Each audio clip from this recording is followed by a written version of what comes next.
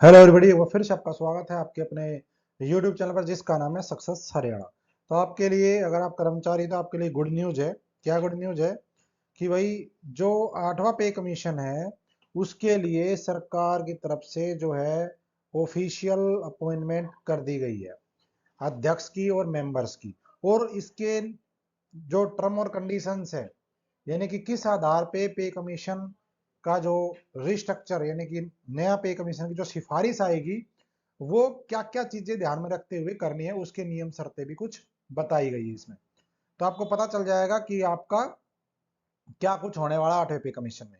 ये gazette notification आया है भारत सरकार का, 3 तारीख को आया है, और ये आज ही मेरे पास मतलब मिला मुझे। तो ये देखो, भारत सरकार ने 8वें वेतन आयोग का गठन करने का निर्णय लिया, क्योंकि घोषणा तो पहले हो गई थी 5-6 दिन पहले, लेकिन ऑफिशियल नोटिफिकेशन, गजट नोटिफिकेशन आज आया है।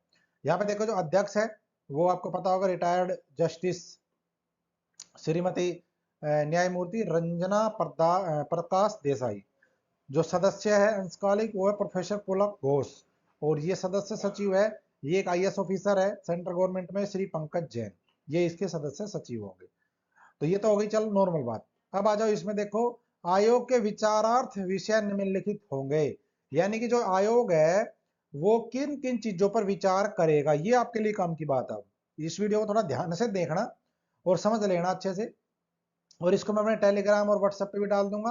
अगर किसी को पढ़ना है तो टेलीग्राम और व्हाट्सएप का जो लिंक है डिस्क्रिप्शन में, वहां पे जुड़ जाना। व्हाट्सएप पे तो नहीं हो पाएगा, क्योंकि व्हाट्सएप पे पीडीएफ शेयर नहीं होती है। इसका स्क्रीनशॉट चलो शेयर कर दूंगा, बाकी टेलीग्राम पे पीडीएफ भी शेयर कर दूंगा। जुड़ जाना, 20-21 हजार कर्मचारी जुड़े हुए हैं वहां पे।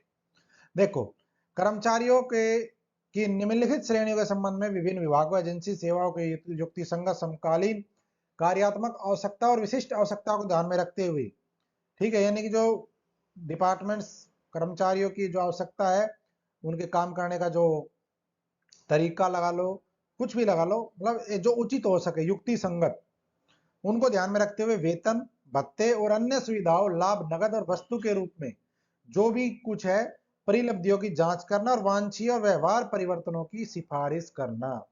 मतलब व्यवहारिक परिवर्तन की सिफारिश, मतलब ऐसा नहीं कि अनाप शनाप कुछ भी बढ़ा दिया। ये कागज एक मतलब व्यवहारिक लगे, ठीक ठाक, मतलब जो बैलेंस रहे तरीके से, वो चीज इनमें करनी है। क्या क्या देखो, केंद्र सरकार के कर्मचारी और औद्योगिक और गैर औद्योगिक, ये चीज, अखिल भारतीय सेवाओं के जो कार्मिक है, रक्षा वालों से संबंधित संघ राज्य क्षेत्र के, भारतीय लेखा परीक्षा और लेखा विभाग के अधिकारी कर्मचारी, संसद के अधिनियमों के तहत गठित नियामक निकाय वीआरबीआई को छोड़कर उनके सदस्य है, उच्चतम न्यायालय के अधिकारी और कर्मचारी, और उच्च न्यायालयों के अधिकारी और कर्मचारी जिन पर होने वाला व्यय संघ राज्य क्षेत्र द्वारा वहन किया जाता है। मतलब जिनका जो पेमेंट या जो भी कुछ लगा लो, पैसा जो भारत सरकार देती है, हाई कोर्ट के वो अधिकारी और कर्मचारी, और संघ राज्य क्षेत्रों के अधीन न्यायालयों के न्यायिक अधिकारी, जो केंद्र सरकार के अधीन अधीनस्थ न्यायालय, जैसे लगा लो चंडीगढ़ में केंद्र शासित प्रदेश है वो लगा लो, पांडिचेरी है, उस टाइप के जो है वो। तो केंद्र सरकार ने अपने लिए करा है, लेकिन स्टेट गवर्नमेंट के लिए आगे लिखा है क्या, टिप्पणी की गई है, ये हाईकोर्ट के उनके लिए, चलो इसको छोड़ देंगे हम। अब यहाँ पे देखो, ख जो लिखा है, जो ख में लिखा है क्या, सरकारी सेवा की प्रतिभाओं को आकर्षित करने, कार्य दक्ष प्रणाली की दक्षता, जवाबदेही और उत्तरदायित्व को बढ़ा देने के लिए अनुकूल परिबंध संरचना तैयार करना। मतलब ये एक एक डिपार्टमेंट की जो पोस्ट है उसके अकॉर्डिंग देखेंगे, इसका भाई कितना काम है, इसका क्या पे स्केल होना चाहिए, क्या इनको अलाउंस मिलना चाहिए, किसको टीए मिलना चाहिए, किसको, जैसे नर्सिंग को extra practice, non practice allow वो होता है, वो मिलता है, डॉक्टर को मिलता है, इस टाइप की जो है वो सारी चीजें इनको देखनी है, उनकी कार्य प्रणाली को देखते हुए। दूसरा है निष्पादन और उत्पादकता के सुधार करने के दृष्टिकोण को ध्यान में रखते हुए, ठीक है, बोनस की वर्तमान योजनाओं की जांच करना, जो बोनस जो देते जैसे रेलवे मिलता है, उत्पादकता और निष्पादन के उत्कृष्ट पुरस्कृत करने के लिए सामान्य सिद्धांत हो, वित्तीय मापदंड हो, यानी कि जो पैसे का मापदंड होता है वो, और इन चीजों की सिफारिश करना है, ठीक है। अगला, मौजूदा भत्तों की और उनकी स्वीकार्यता की शर्तों की समीक्षा करना, जो अभी वर्तमान में मिल रहे हैं, और भत्तों की बहुलता को ध्यान में रखते हुए उनके युक्तिकरण की सिफारिश करना। मतलब जो भत्तों, जो कई जगह कई ज्यादा भत्ते हैं, हो सकता है 2 भत्तों को मर्ज करके एक बना दे, वो सब चीजें करनी है।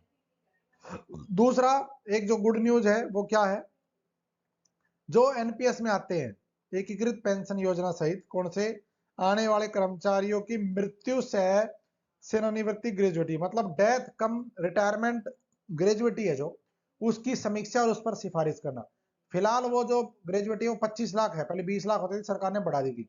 अब इनको इस पे भी डिसाइड करना है कि 25 लाख से बढ़ा करके 35 करना है, 30 करना है, 40 करना है, 50 करना है, वो क्या करना है उसके ऊपर सिफारिश करनी है।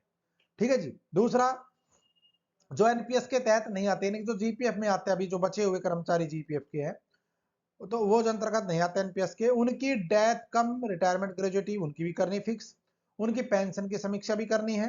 ठीक है, लेकिन जो ये चीजें समीक्षा करेंगे उनके लिए पैरा नंबर 3 6 के 3 में सिफारिश से ध्यान रखना है। सिफारिश करते टाइम क्या ध्यान रखना है वो देखो, सरकार ने भी अपनी तरफ से क्या, यहाँ पे देखो, निम्नलिखित को ध्यान में रखते हुए उपयुक्त संबंध में सिफारिश करना, मतलब जो सिफारिश करेगा आयोग उसके नहीं कि भाई कुछ भी कर दिया। अब ध्यान में क्या रखना है, सरकार ने पहले ही आगाह कर दिया, क्या ध्यान रखना है कि भाई अगर आप कुछ भी बढ़ाते हो, बढ़ेगा तो सही, तो उसके लिए देश की आर्थिक स्थिति और राजकोषीय विवेक की आवश्यकता है।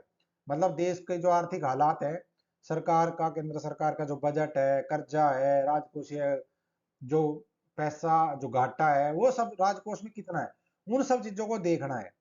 ठीक है, इसका मतलब क्या हुआ भाई, हिसाब देख लेना, उसी हिसाब से पढ़ाना। ठीक है, कर्मचारियों का नंबर आता है तो सब कुछ याद आता है, राजकोषीय घाटा भी याद आता है, अपना बढ़ाना जब कुछ नहीं होता।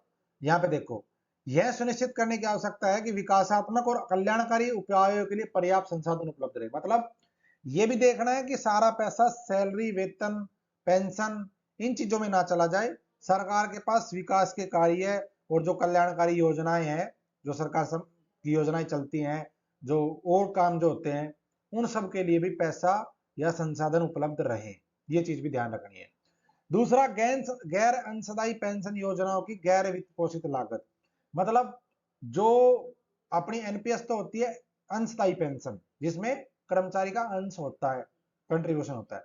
अब जीपीएफ है जो पुरानी पेंशन जो मांगते हैं, वो गैर अंशदायी है, तो उनको भी ये ध्यान रखना है कि जो उनकी लागत है उस चीज का भी ध्यान रखना है, भाई ये सरकार को अपने पास से देना है, कर्मचारी का उसमें कुछ नहीं है, तो उस चीज का ध्यान रखना है, इसलिए वो वहां पे मेंशन करा था इसके बारे में। चौथा पॉइंट लिखा राज्य सरकार के बारे में, क्या, उन राज्य सरकारों को साधारणतः कुछ संशोधनों के साथ इन सिफारिशों को अंगित करते हैं कि वित्त व्यवस्था पर भी सिफारिशों को संभावित प्रभाव, मतलब जैसे हरियाणा लगा लो। अब हरियाणा में क्या हुआ, 7वां पे कमीशन जब आया तो सेंट्रल गवर्नमेंट का मिनिमम पे स्केल था 18,000 रुपए, यानी कि ग्रुप डी का और ग्रुप सी का मिनिमम 18,000 था। लेकिन हरियाणा में क्या किया, हरियाणा में ग्रुप डी का कर दिया 16,900। दूसरा, सेंट्रल गवर्नमेंट में 2800 के बाद, ठीक है, 2400, 2800, फिर उसके बाद 4200, ऐसे ये बनाए। अब हरियाणा सरकार ने आपने ध्यान दिया तो एक 3200 का ग्रेड बना दिया 5A के नाम से, FPL 5A, जो पटवारी के लिए बनाया था। एक सरकार ने 4600 ग्रेड और 4200 ग्रेड के बीच में बना दिया जेबीटी के लिए, अभी हुआ नहीं है लेकिन उसके लिए ये वो जहां तक है फार्मेसी वालों के लिए, डी फार्मा करते हैं उनके लिए। तो ये कह रहा है कि जो सरकार, जो राज्य सरकारें हैं, उनका भी ध्यान रखना है कि वो जब इनको लागू करेंगी तो उनके ऊपर क्या प्रभाव पड़ेगा, क्योंकि वो कुछ संशोधन के साथ इन सिफारिशों को ग्रहण करते हैं। जैसे सेंट्रल गवर्नमेंट टीए देती है, ट्रैवलिंग अलाउंस, ठीक है, सबको देती है टीए, ऑफिस से घर के जाने के लिए। ठीक है, कन्वे अलाउंस होता है ऑफिस से, कोई फील्ड का काम है ऑफिस के काम से जाने के लिए, वो होता है कन्वे अलाउंस। ट्रैवलिंग अलाउंस होता है घर से ऑफिस के लिए। अब हरियाणा सरकार 0 देती है टीए, क्यों, सरकार ने अपने हिसाब से अलाउंस फिक्स कर दिया, 0 देंगे हम भाई। ऐसे ही कुछ केंद्र सरकार में जो अर्धसैनिक बल है, पुलिस फोर्स है, उनमें अलग सैलरी हरियाणा पुलिस की है, कम है। तो ये चीजें ध्यान में रखनी है इसको कि राज्य सरकार जो लागू करेंगी उनके ऊपर क्या प्रभाव पड़ेगा, तो ये चीज का भी आयोग को नियम और निर्देश जो है बताया गया है। दूसरा, केंद्रीय सार्वजनिक क्षेत्र के उपकरणों, निजी क्षेत्र के कर्मचारी को उपलब्ध प्रचलित परिलब्धि संरचना, लाभ और कार्य परिस्थिति, मतलब कुछ ऐसे हैं जैसे भारत सरकार का उपक्रम आपने लिखा देखा हो, जैसे बैंक है, भारत सरकार का उपक्रम होता है, और आपकी इंडियन ऑयल है, भारत पेट्रोलियम, इस टाइप की जो कंपनियां, जो भारत सरकार का उपक्रम, जो ऑटोनोमस बॉडी अपने तरीके से, तो उनको भी करती है लागू, तो इनको, तो उनकी चीजों का भी ध्यान रखना है इनको कि भाई उनका जो पोस्ट है उनके लिए क्या होगा, उनका भी स्ट्रक्चर अलग बनता है। आर्मी के लिए अलग बना के देते हैं, ठीक है, सिविल की जॉब के लिए अलग बना के देते हैं। ये चीज है, ये तो इसमें मतलब निर्देश है या कुछ भी लगा लो, या इनको ध्यान में रखना है चीजें कि भाई इन चीजों का ध्यान रखो, तो इनको ध्यान में रख के ही आयोग है सिफारिश करेगा। तो जो हम सब आप सोचते हो, वैसे मैंने ये वीडियो बनाई थी उसमें बताया था कि वन जो फैक्टर जो बन रहा है फिटमेंट फैक्टर, वो 1.86 मिनिमम और मैक्सिमम 2.10 तक ये फैक्टर बन सकता है। क्यों? क्योंकि डीए के अकॉर्डिंग बनता है। पिछली बार जब था डी 125% था जो 7वां पे कमीशन आया, आज कितना 58%, आधा भी नहीं है। तो उस टाइम पे 2.57 का फैक्टर लगा था। क्यों? डीए के अकॉर्डिंग ये निकल के आया था। अब जो डीए है उसका फिटमेंट फैक्टर का फार्मूला मैंने लगाया था, उसके हिसाब से ये बन के आया। अब ये लगेगा इसके बीच में बस इतना, ये 2 गुणे तक का मुझे लगता है कि हो जाएगा, उससे ज्यादा नहीं होगा। ठीक है, बहुत कुछ है। आयोग का जो मुख्यालय दिल्ली में होगा, तो इसमें बता दिया है भाई, जो डिपार्टमेंट्स हैं सरकार के, वो सारे आयोग के जो भी वो मांगेगा आयोग, भाई इस पोस्ट का पे स्केल दो, इसका तो सारा सहयोग करेगा। भारत सरकार भी, राज्य सरकार सब सहयोग करेंगे आयोग की, जो जो डिटेल मांगेंगे सब दी जाएगी। दूसरा बताया गया है 18 महीने की समय अवधि के अंदर अंदर जो है आयोग को अपनी सिफारिश देनी है। लेकिन एक चीज और लिखी है, सिफारिश तो देगा आयोग, लेकिन ये लिखा है आयोग सिफारिशों को अंतिम रूप दिया जाने के पश्चात, यानी कि सिफारिश कर दी उसके बाद भी किसी मामले पर अगर आवश्यकता पड़ती है तो अपनी अंतरिम रिपोर्ट भेजने पर विचार कर सकता है। मतलब अगर इन्होंने रिपोर्ट दे दी किसी का कि भाई इसका होना चाहिए 2400 ग्रेड इस पोस्ट का, तो अगर सरकार उसमें दोबारा से विचार करने के लिए कहती है तो दोबारा से विचार करेगा।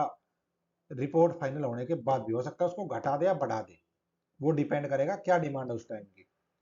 ठीक है जी, बस ये है, ये वैसे नोटिफिकेशन बताया है, ये इंग्लिश में, बस इतना फर्क है। ठीक है, तो मेन बात जो मैं आपको बता रहा था वो ये है कि सरकार ने दिशा निर्देश बताए हैं कि भाई मेन बात ये है कि सरकार की तरफ ध्यान रख के ही सिफारिश करे, ऐसे ही कुछ भी सिफारिश ना करे, मेन बात ये है। तो भाई आप अपने हिसाब से देख लेना, बाकी जो फिटमेंट फैक्टर वो बता दिया, लगभग लगभग 1.86 से 2 गुणे तक का फिटमेंट फैक्टर आ सकता है। ठीक है जी, तो धन्यवाद, जय हिंद, जय भारत, जय हिंद। आपका दिन शुभ हो। वीडियो को लाइक और शेयर कर देना, और आप क्या सोचते हो इसके बारे में कमेंट कर देना। Thank you.